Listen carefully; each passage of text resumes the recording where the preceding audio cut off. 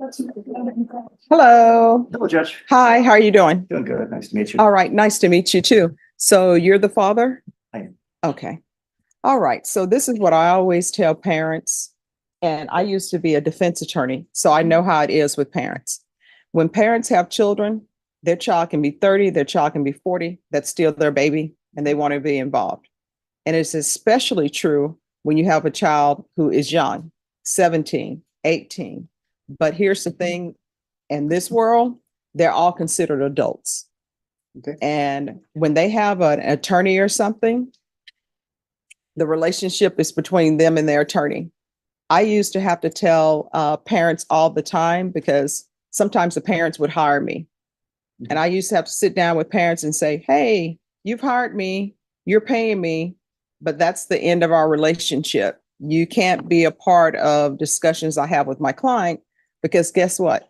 If you're part, I would tell them, if you're a part of discussions I have with my client, then there's no attorney-client privilege. And you know what ends up happening with that?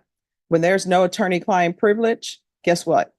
You can be called as a witness. Anybody who's in that room having a conversation, it's all fair game. They can be called as a witness. And maybe sometimes there is something that maybe a client wants only their attorney to know, and they don't want other people to know. But when parents are in the room, guess what? That all goes by the wayside. And sometimes we have to let our children go and let our children be adults. So on this side of the fence, I would always tell parents, it's great. I need you to be supportive. I need you to make sure that my client, your child, is keeping their mental health great. They know that everybody is rooting for them and are a part of their team. And I would tell them, but that's where it ends. And it can't go past that because when it does, there's an issue. And let me just tell you my experience with one case I had in the past. Had this client very young.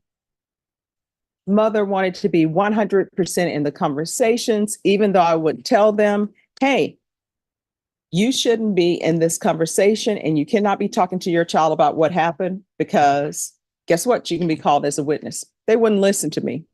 And so when it came time to do a plea bargain agreement, the parent is in the hallway. And I can tell you this because they were in the hallway shouting. So everybody heard. So it's not confidential. So they're like, I want my child to do A, B, and C. And you know, I told them, I said, that's your child's choice. Because guess what? If your child chooses A, B, or C, and if something ends up happening and they end up going to prison, the judge is not going to say, you know what, your child only chose A, B, and C because of you. So we're going to let you suffer the consequences. You understand? I do. And for some reason with attorneys, people assume that being an attorney is easy and being a doctor is so much differently. Because if you go to see a doctor and you get a second opinion and a doctor tells you, oh yeah, your child needs a heart transplant, or oh yeah, we need to take the appendix out. A parent doesn't go to that doctor and say, well, I want to look at everything and let me just tell you how I think this appendix should be taken out. The person depends on the doctor, that the doctor knows what they're doing. And that's the same case. That's the same situation with these cases. And everybody needs to understand that. Cannot be crossing lines. Does everybody understand? Understand? I understand. All right. So that's the way it's going to be. So this is what's going to end up happening. We are going to come back and we're going to come back on June 27th. Counsel, is that enough time? Yeah. Yes, Your Honor. All right. So we're coming back on June 27th. And let me just tell you the way this court is Oh, run. well, you say 27th or 22nd? 27th. I'm double booked. I've got a hearing on the 27th. Okay. But All right. We can bring it back on the 24th. yes, thank you. All right. So we're going to come back on June 24th. This is the way things run in this court. I make sure that everybody has the discovery. So when the defense counsel and everybody tells me I've received all the discovery, next thing I do, I require the state to tender an offer to the defense. And the defense has an ethical and legal obligation to tender that offer to their client and tell their client what the consequences are of the offer. Then I give everybody a plea deadline date because I want people to think about whether they want to accept the plea or not accept the plea. If they decide not to accept the plea, when I give them the plea deadline date, then that plea deadline date has expired and the next setting is going to be a jury trial. And if somebody after that plea deadline date has expired decide, oh gosh, I don't want to go to trial, the only way I'll accept a plea is for good cause. Otherwise, they'll have to plea open to the court. All right, everybody understand? Any questions, Dad? I do have one Sure. question, Judge. Yes. When your child has a serious, persistent mental illness and a developmental disorder, and that is recognized and should be recognized early on in the Article 1622 of the Code of Criminal Procedure. And there's been multiple suicide attempts. All right, let me stop you right there. So here's the thing. With regards to that, that is something for her attorney to address. What you should do as a parent is turn information over to the defense attorney if you think it's something that she needs to know or is something that her client wants her to know. You understand? So here's the thing, you got to cut the string. And when I say cut the string in the court, I mean court the court as in your daughter and her attorney need to be able to have conversations in private. Now, if her attorney wants information from you, then the attorney will ask you, say, hey, I need some information from you. These are records. Maybe I need these records. I'm trying to get these records.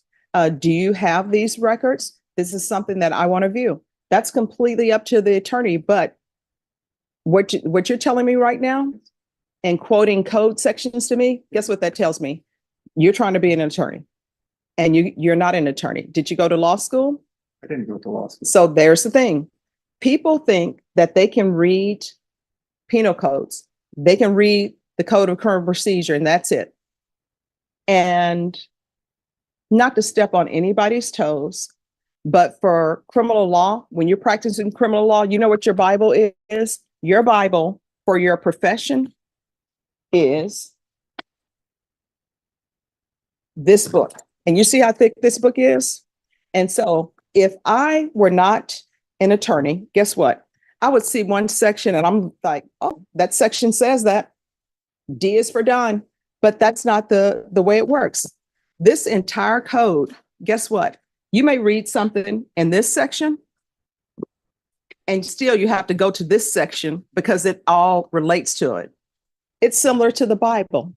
And let me bring the Bible up for you. Some people will just read one section of the Bible and guess what? When you read that one section, that same person who is listed in that one section, there's somebody else in a different book that has something about that person in the other section. So when you just come away with one part of that section, you think, oh, I'm done, and you're not. And that's why you have to study this forward and backwards. And how many years have you been an attorney? Over 20, and I'm board certified in criminal law. All right, over 20, board certified in criminal law. So when people are throwing code sections out to her, let me just tell you, I know her. Every attorney in here knows her. And all attorneys know each other because when you've been in Bexar County practicing for over 20 years, people know you, people know your work. What I can tell you is she would not be board certified in criminal law if she didn't know this book and know the updated part of the book. And what do you do for a living? I have been the president of an international Fortune 400 company in Mexico City. So let me ask you this. Yes. How would you feel is if you are doing that job, and how many years have you done that? 20. You've done that for 20 years. And I just walk into your place of business and I'm telling you how to run things and telling you what the law is about something that you've been doing for all your adult life. Maybe you wouldn't take offense about it, but I guarantee you when I left the room, you know what you probably say? Who does she think she is? She doesn't have a degree in this. She hasn't even worked in this field and is trying to tell me how to do it. And for me, that's what any job. For example, I wouldn't go to McDonald's and tell them how to cook their fries. I haven't cooked their fries. I don't know how to cook it. I would not go to a contractor and tell them how to pour concrete. I may think I know how to pour concrete, but the little things I know about pouring concrete, you have to have it at a certain temperature. Otherwise, it's going to crack. You have to mix it appropriately. That's why when you see people out here mixing all their concrete with quick concrete, sometimes it doesn't go right because there are certain things that experience, knowledge, and education treat you about it. So here's the thing at the end of the day. At the end of the day, this is her attorney. From what I've seen, it appears to the court that she's following through on all mental health issues if there are any. You know why I know? Because I put in here, refer to mental health court. And I know that she's been working on doing that. That's why it's in here. Otherwise, it wouldn't be. And you know how I know that? Because she requested it. So when you come to me about the code of mental health, I already know she knows about that because otherwise it never would have been requested. Sure. And of course, As long as you're not quoting the law to me. I won't go the long, Your Honor. Okay. Of course, she did go to mental health, and that's where we discussed, and that's the absolute right place to be. Just a month ago during a suicide attempt, I said, I really finally have insurance and I'd like to get inpatient care for her because it's a very, serious issue. Okay. And I was correct. No, let's hold off until we can get. So here's the thing though. The advice that she's given your daughter and the advice that maybe she's given you, that's from her legal perspective. And she's trying to protect your daughter's legal rights because this is a criminal case, right? So that's what's happening. So what we're going to do, I'm sure she probably already has, but I'm sure she'll do it again. If your daughter wants to, she's going to discuss with her what the offer is. And we're going to come back. Either she's going to accept the offer, not accept the offer. And either we're going to be in jury trial or we're not going to be in jury trial. That's where we are. But I will tell you this, whenever you're meeting people and you're meeting people in their profession and you want to talk to them, don't quote them things about their profession. I know that she's not going to take it as a slight, but people tend to not like that because people pay more what the cost of a mortgage for their degrees, and they spend a lot of time, experience, and knowledge doing what they do. And I don't know of any defense attorney who would purposely try to lead their client down the wrong path. And I've never seen her try to purposely lead her client down the wrong path. And just my experience of a judge with her, I've never had to tell her what the law is. Okay.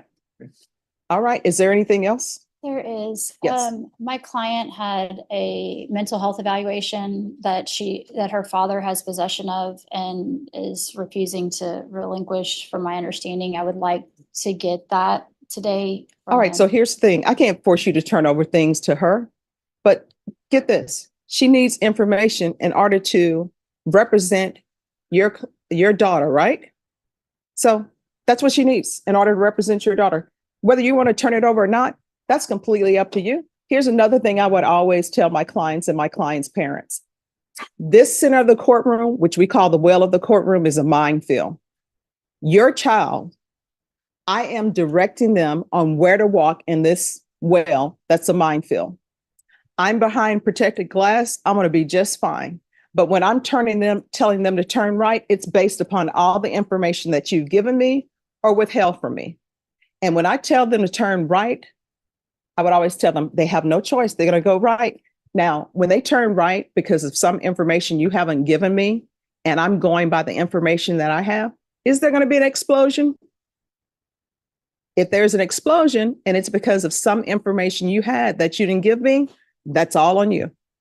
So if people care about their children, this attorney, it's confidential. So if she receives something, guess what? It's confidential. It's something that she's received. Maybe it's something she wants to discuss with her client or not. It's not something that she is going to turn over to the state unless that's something she thinks should be done. So if you want to hold on to that, then that's up to you for holding on to it. But if you say you want to help your child and she's telling you she needs that information, I mean, what do you think she's going to do with the information? You know? Well, I would say, love to hear what her understanding of Michelle's mental. Here's the thing. Yeah. I want you to internalize what I'm saying. She doesn't have to talk to you. You're not her client. What she's telling you is you have information and I'm assuming you want her to see the information. So either you want her to see it and study it and give it to her, or you don't. If you don't, that's fine. I can't legally force you to turn that over to her. But what I'm telling you is if this is a child and you say you love your child, which I'm assuming you do, I've just told you the information you turn over to her is information you given to her. Her medical records are confidential. She's an adult, so I don't even know why you have them in the first place because she is an adult. Those medical records are her medical records. They are not yours. She is not a child in the eyes of the law. So if you have something that would help her attorney represent her better and you love her, you probably should turn it over. The end. That's it. The end. All right. So either are you going to turn that over to her or not? That's either yes or no. I'm gonna give it to my daughter. If she wants to, it's a client, privilege between the two, and if she wants to. All right. So just hand that over to your daughter now then. All right. Is there any other documentation that are medical records that belong to your daughter? And when I say belong to your daughter, her name is on it and it's related to her treatment. Do you have anything else? Not with me. All right. So this is what you need to do. Again, I can't force you to do it. Her medical documents are her medical documents. And do not interfere with her and her attorney relationship. You understand? So you can't give her her documents and then say, oh, I don't want your attorney to have it, or I don't want this to occur. You need to be a part of her having great mental health. And the way to do that is not put stressors on her. And don't put stressors on her by interfering with her relationship with her attorney. Because guess what? This atmosphere, being on the criminal side, is already stressed enough, whether somebody committed an offense or not. Can you imagine the stress that people have because they think maybe they're going to prison? People in the box, guess what? They're over there. They're brought over from the Bexar County Jail, not on bond, can't make bond or something else. Even though you may say, oh, my daughter's not like those people, or my daughter doesn't have criminal history. Guess what? Even if there's somebody over in that box who's been to prison before, guess what? Their heart is still beating fast because they don't know if they're going to go back to prison or not. So this is a stressful situation for her. Don't make it any more stressful. You understand? All right. Thank you very much. Thank you, Your Honor. You're welcome.